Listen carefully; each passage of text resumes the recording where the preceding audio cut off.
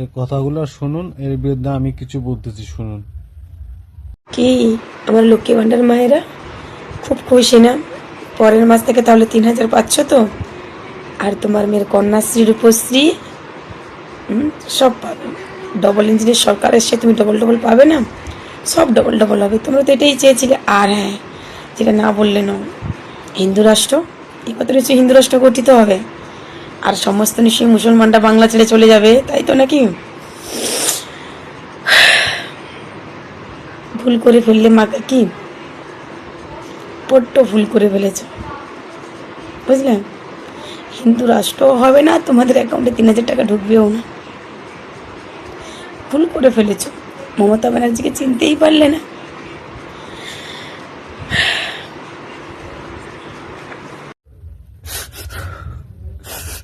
এটা পাক্কা মুসলমানের জন্ম এটা। এর মা ছিল হিন্দু আর বাবা হইল মুসলমান। এর জন্য আগের থেকে বলে দিচ্ছে যে হিন্দু রাষ্ট্র হবে না আর 3,000 করে টাকা পাবে না। এটা পাক্কা মুসলমানের জন্ম এটা।